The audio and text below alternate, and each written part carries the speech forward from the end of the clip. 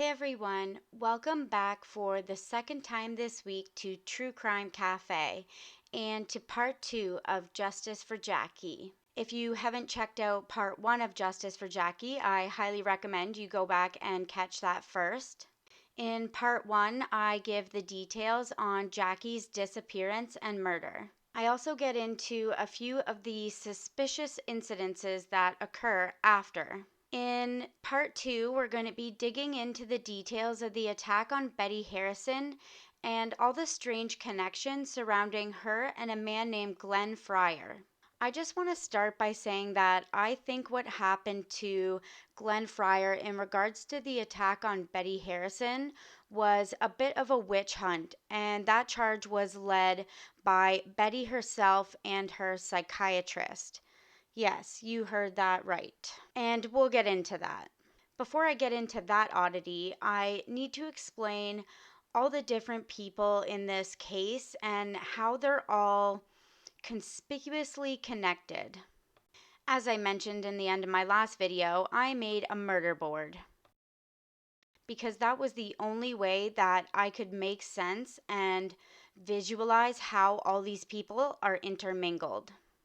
So let me pull that up for you. Here we have the Harrison family. We have Betty Harrison, who was the attack survivor, her husband, Verdon Harrison, and their son, Richard Harrison. Betty worked for Dr. Harvey Murphy, and he was married to Dorothy Murphy. The families were kind of friends. After Betty's attack, Dr. Harvey and his wife recommended that Betty seek some therapy from a psychiatrist. Obviously, the attack was very traumatic. And so Betty sought counseling from Dr. Diane Johnson.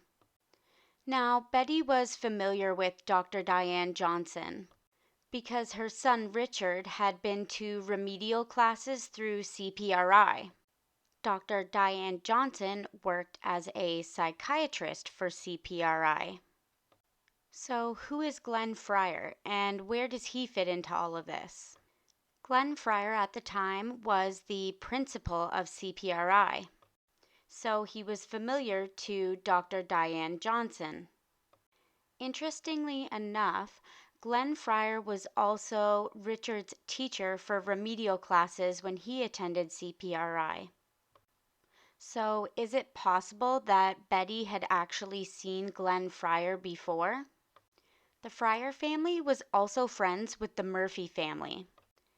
And it's been rumored that Dorothy Murphy was actually even having an affair with Glen Fryer. Later, Betty would identify Glen Fryer as the man who had attacked her. And since it was thought that the attack on Betty was in relation to Jackie's murder, it was thought that perhaps Glen Fryer also had something to do with this. He would go on to stand trial for the attack on Betty, and we'll get into that. But we're going to start with how suspicions of Glen Fryer started and why all of these intermingling connections seem really suspicious. Betty wanted to immediately get rid of her car after the attack. She never wanted to be in that thing again, understandably. But when she went to make a sale for the car, she couldn't find the insurance slip. Her son Richard insisted that he had put the insurance slip in the vehicle that November. The police had custody of Betty's car right after the attack, but they had given it back to her at this point, but they also couldn't find the insurance slip. It seems kind of insignificant right now because, people lose paperwork all the time. But this piece of information drops a bomb on this case, not just once, but twice. All of these people had met in the hallway of CPRI at one point, so it's safe to say that Betty had seen Glen Fryer's face before.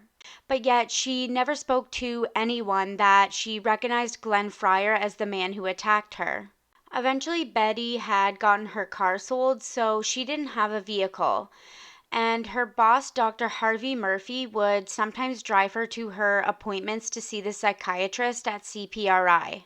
On one of these occasions, Dr. Murphy dropped off Betty for her appointment with Dr. Johnson, and he decided to go in to meet with his friend Glen Fryer. It was at this meeting that Glen Fryer suggested that the four of them, himself, Mr. Fryer, and Betty and the psychiatrist, get together for coffee after the appointment. But when Dr. Murphy told Betty about the invitation, she became very upset, very distraught, and Dr. Murphy ended up having to make the excuse that they didn't have time for a coffee after the appointment, and he took Betty home. In January of 1970, Betty received a letter in the mail, and on the envelope of the letter was printing that was made in a children's stencil. Stenciled were the words, "We'll be watching you. Final." Obviously scared, she burned the envelope right away and she called Dr. Johnson to get counseling. Now, the relationship between Betty and Dr. Johnson is kind of strange.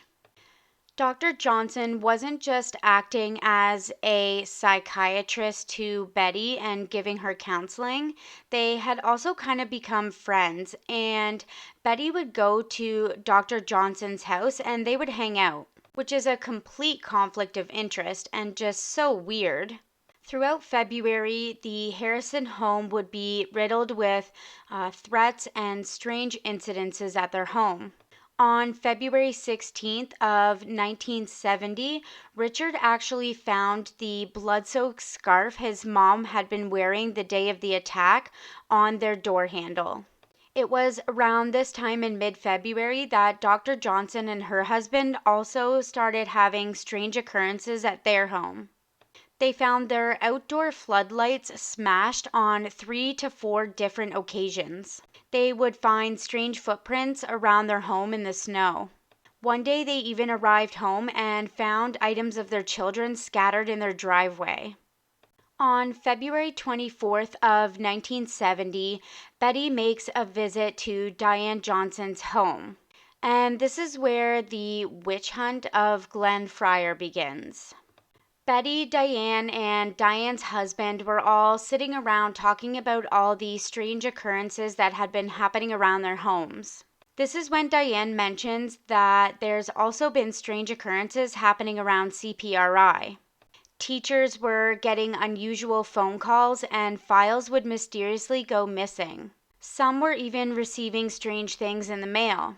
As they continue talking, they begin to think that all these strange occurrences are connected.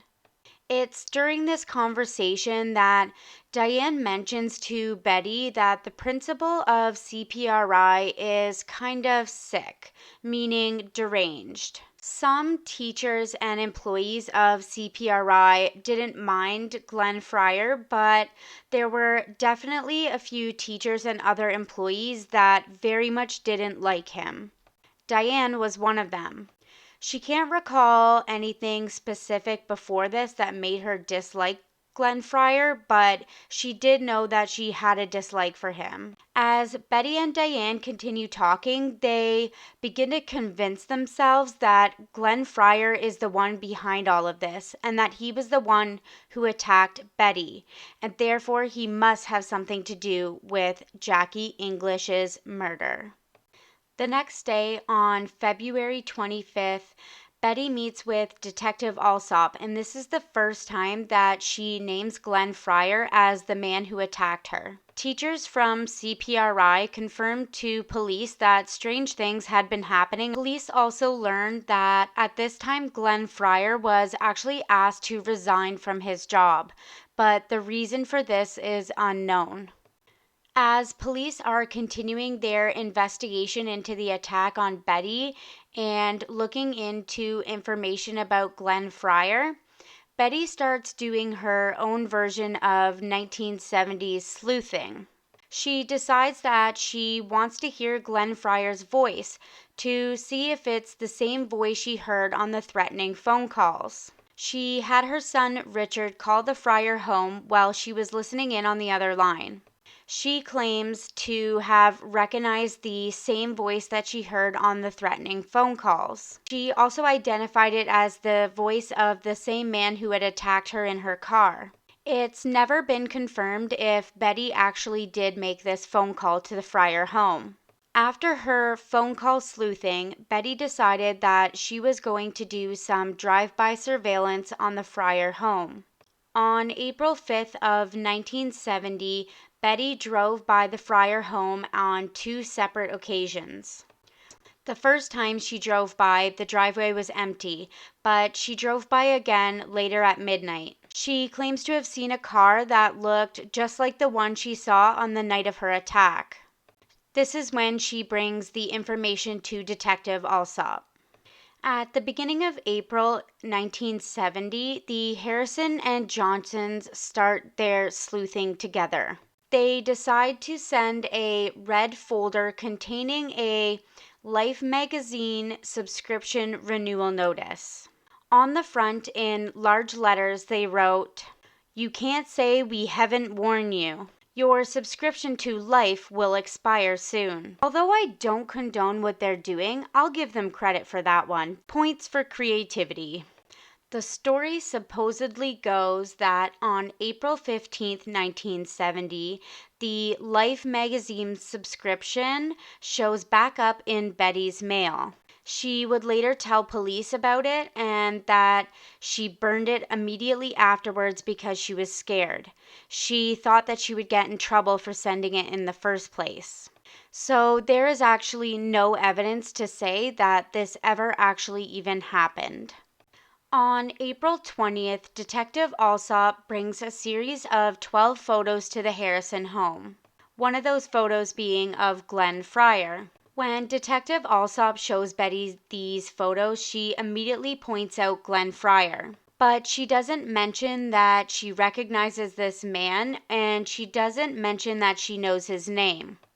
But Detective Alsop had suspected that Betty did know this man, so he questions her further on this. She went on to say that this was the man that she saw at the Metropolitan on October 3rd. She would say that this was the same man that attacked her in December of 1969. She had told Detective Alsop that other than that, she had never seen him anywhere else, which is suspect because keep in mind that Glen Fryer taught her son remedial classes when he went to CPRI. Another really strange thing is that Diane Johnson was present in the Harris home during this interview, and she didn't mention to Detective Alsop that she actually knew Glen Fryer and they worked together at CPRI.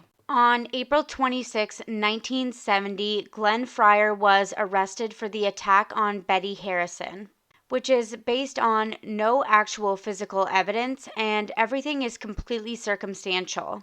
The date book in Glen's office showed that he had no appointments on the day of Betty's attack. Detectives were able to get a search warrant for Glen Fryer's office. They also served a search warrant to Ruth Fryer to search the Fryer home. When asking about the missing insurance slip that they had been looking for Betty's car, Ruth Fryer pulled out a green envelope from the trash. The envelope was addressed to Glen. At the time that it came in, Glen told Ruth that it was just an advertisement and to just throw it away.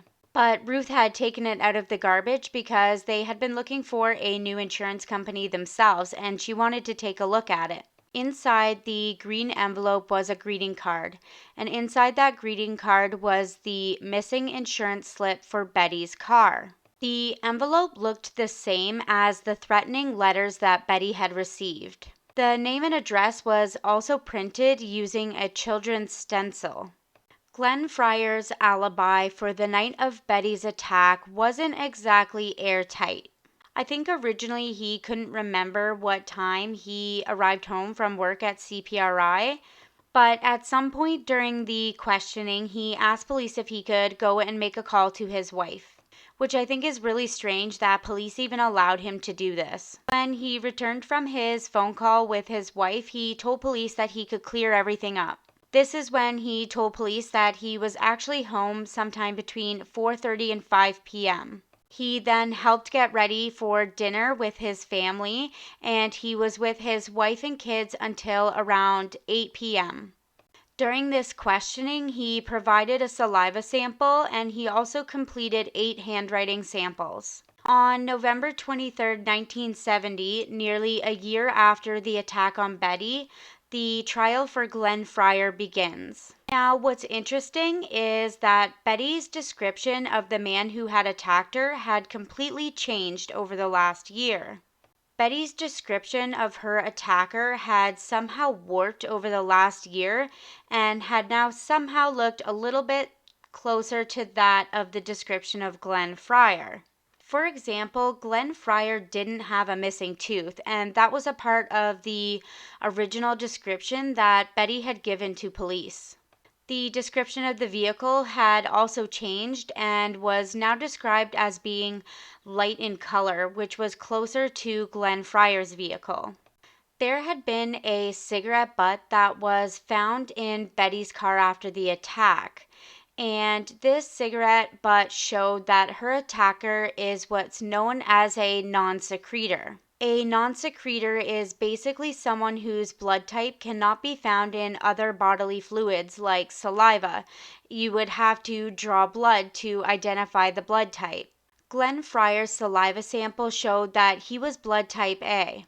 Since this blood type was identified through a saliva sample, then this possibly eliminates him as being Betty's attacker, since Betty's attacker is believed to be a non-secretor. The results from the handwriting sample ended up being inconclusive.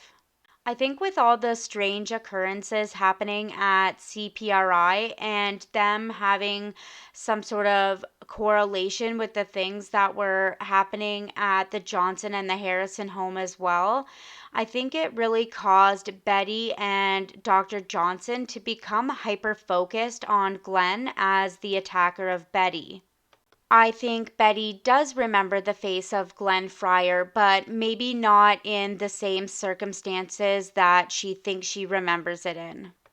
To me, there's just not enough direct evidence that links Glen Fryer to the attack on Betty Harris, and also doesn't really link him back to the murder of Jackie English, since it is assumed the attack on Betty Harris is in direct retaliation to the information they gave to police. But I'm sure you're wondering about that insurance slip, because that seems like a sure piece of evidence that directly links Glen Fryer to Betty Harrison. Well, let me tell you about that.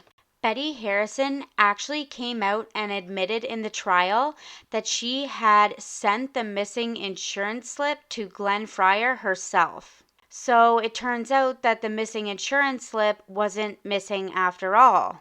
Glen Fryer was eventually acquitted of the attack on Betty by the judge at the trial. I do think he is a really suspicious person. At some point in 1966, Glen Fryer moved to the Oak Ridge community in London. He had lived very close to where Jacqueline Dunleavy and Frankie Jensen lived. These are two of the other unsolved homicides of young people in London during this time period. In fact, Fryer had the keys to his new house 1 week before Frankie Jensen disappeared. I will be getting into the case of Jacqueline Dunleavy in another video upcoming, but I do want to mention here that the case of Jacqueline and the case of Jackie are quite similar in a lot of ways. A lot of people suspect that these two cases might be connected. There was also some evidence presented at the trial that didn't exactly make Glen Fryer look like an innocent guy.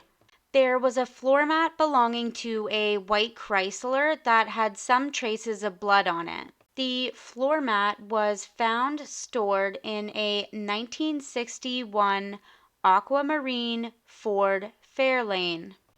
It's important to note here that Ruth Fryer actually owned a white Chrysler station wagon.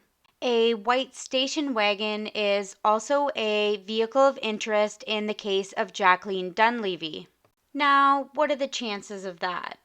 Following the trial, Betty would continue to report to Detective Alsop about suspicious activity around her home, as well as threatening phone calls. She would even make constant requests to be interviewed.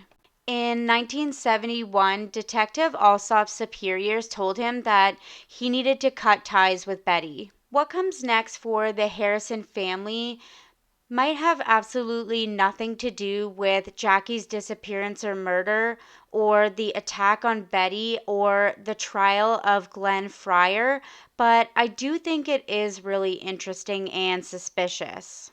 It might have been in 1973. I'm not 100% sure on that, but 3 out of the 4 members of the Harrison family died in a house fire. The fire was ruled to be accidental, but in this case, does anybody really know? Now we're going to talk about David Bodemur, who doesn't exactly have a direct connection to Jackie or her murder, but he was convicted of a very similar crime. David Bodemur was born May 29th of 1945 in Stratford, Ontario. Interestingly enough, this is actually where Glen Fryer was born. But the two have a 13-year difference, so it's not like they were exactly sharing math class together. At some point, David had lived in Bodemur, Ontario, and this is not too far outside of London, which is where a young girl named Georgia Jackson was kidnapped and murdered in 1966. I will be talking about the case of Georgia Jackson in another video down the road, but we're bringing it up here because the case of Georgia Jackson has so many similarities to that of Jackie English. Some people do believe that these two cases are connected. The interesting thing about Georgia Jackson's case, though, is that somebody was tried and convicted. David Bodemur has never confessed or never served time for any other murders. One possible connection between David Bodemur and the case of Jackie English is a 1965 Ford Fairlane.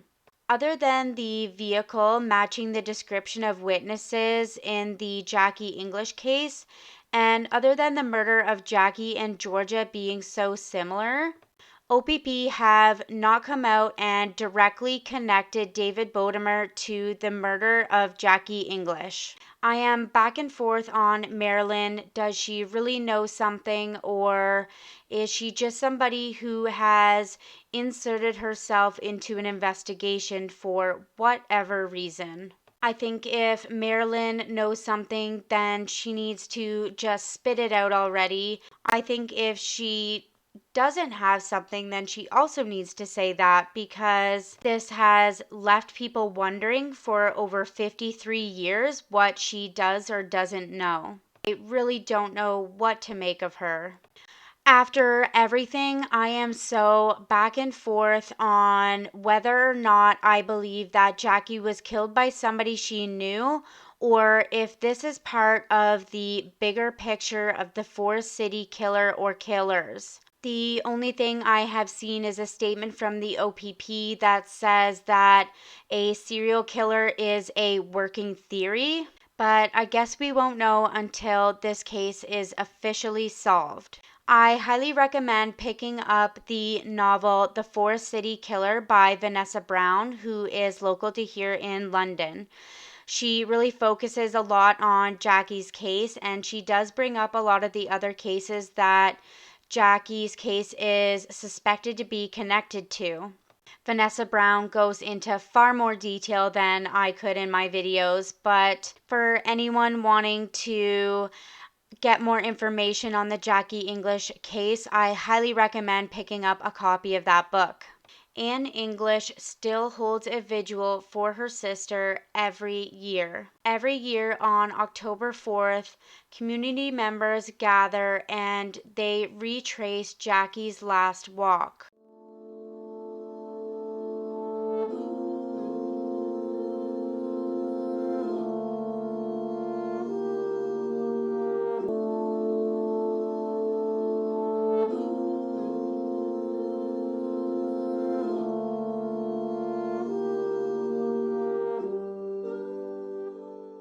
Thank you so much for joining in on Justice for Jackie Part 2. Join me next week on True Crime Cafe, where justice will be served.